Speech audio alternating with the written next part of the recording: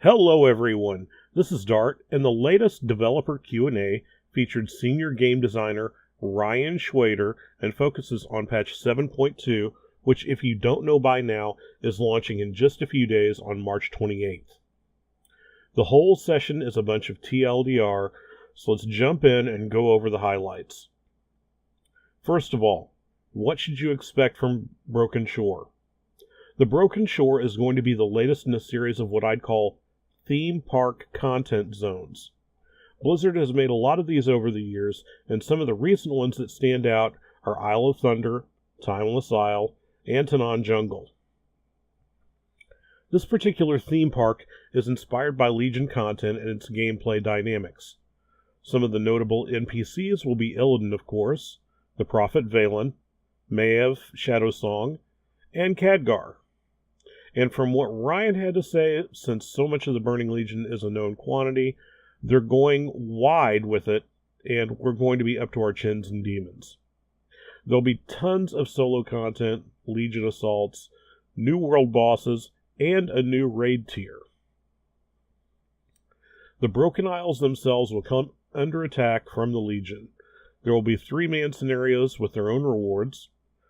Since this content will be hitting level up zones, characters below 110 will be able to participate to a degree, but they won't be able to do the finale experience until they're max level. What happens day 1 and what's time gated? Artifact weapon appearances you can work on immediately. If you have 35 traits in your specs weapon, you will get a quest to unlock the final traits, and that is a prerequisite to gaining the challenge artifact weapon appearance. From there, it turns into a community effort-driven system to open up buildings. And it's interesting because you'll actually be able to vote which buildings are built with your supply donations. There'll be a progress bar, so you'll have a vague idea of when it'll actually be available, and you'll earn a cash for donating. The base will change over time. Buildings will have a lifespan of 3 days. The Mage Tower, for example, will help unlock solo challenge artifact weapon skins. For class mounts, you'll need Exalted with the armies of Legionfall, a new faction, and you'll have to finish an 11-week campaign. There will be a 1-day delay catch-up mechanic if you happen to fall behind, so you don't have to worry about missing out if real life intrudes. People have brought up varied paths towards gaining and mechanics involved with obtaining class mounts, along with the reasoning behind this. And Ryan mentioned that this was mainly due to Blizzard wanting to sell the fantasy behind each class. This is of course going to come at the cost of parity between classes.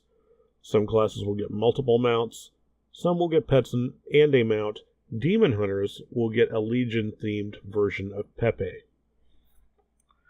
Now, as far as the Broken Shore experience goes, the overarching theme is that both the Alliance and the Horde tried separately to defeat the Burning Legion and failed tragically. But we've all taken a step back, built up class armies, obtained and developed artifact weapons, and now we're back as a single unified force, and that's the only tactic that's going to work. Basically, the entire population of Azeroth facing off against the Legion. Some of this experience is tailored for your particular class. If you play a Warlock, there may be huge Infernal Guardians defending the main base, whereas if you play a Shaman, there may be Elementals, which is just to help provide a sense of class identity and solidarity. Going along with this, each class will be able to recruit a brand new Guardian follower.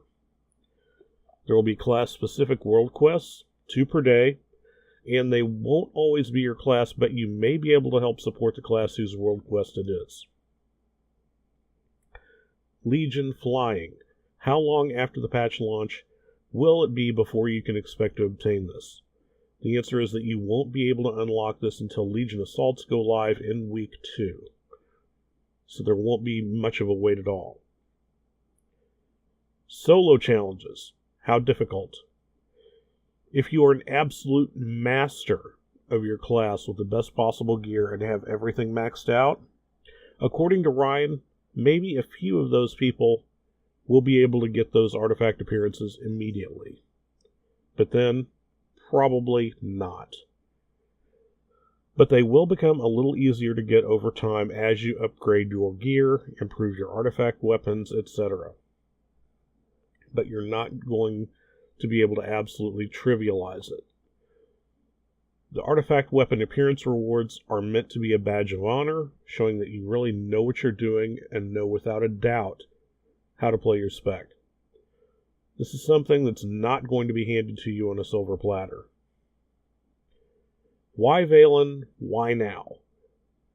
Valen has had enough. According to the devs, he feels there's been enough loss and it's time he took the fight directly to kill Jaden. There'll be a lot of story with respect to Illidan, Maiev. Jaina, not so much. You'll have to wait to see her be a Dreadlord. Just kidding. It's just not time to tell her story.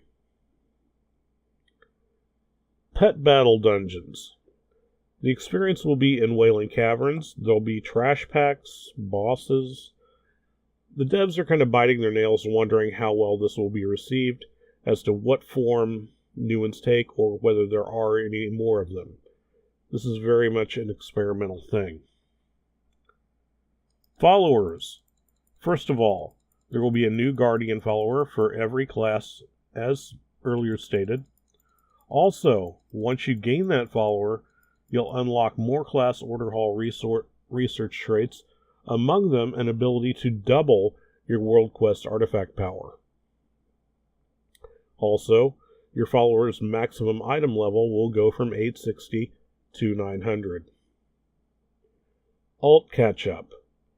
The Legion assaults in leveling zones while not providing the same insanely fast way to level all your alts to max level nearly instantly will serve as bonus objectives and provide you with a huge amount of experience for participating actively.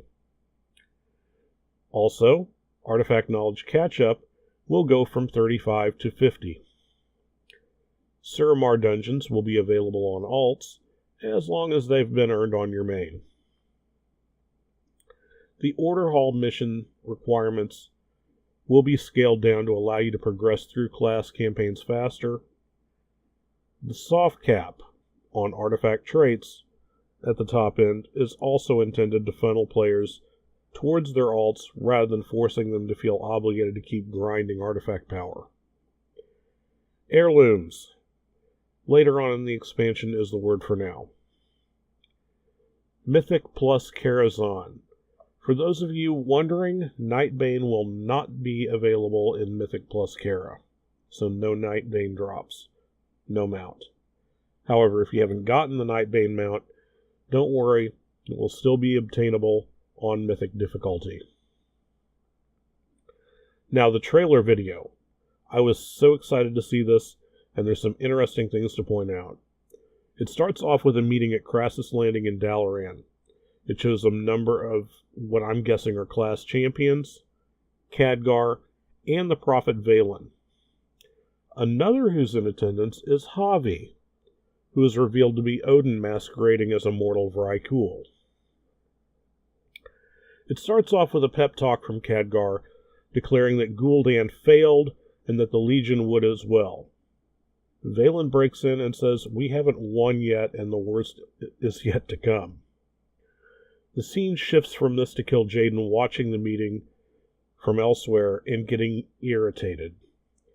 It shows him talking to what can only be Sargeras, saying that all the campaign against Azeroth has resulted in his failure. Sargeras comes right back with, "If that's how you feel, then maybe I overestimated you." The video pans out and Kil'jaeden points to a nearly destroyed Argus and states, "I've sacrificed my world to get here." He hangs up on Sargeras, and in a scene right out of Halo Reach, you see all these Legion ships warp in right on top of Dalaran. Things just got real. Once again, this is Dartt. Let me know what you think. Like, comment, subscribe. Good luck, have fun, get ready to slaughter some demons.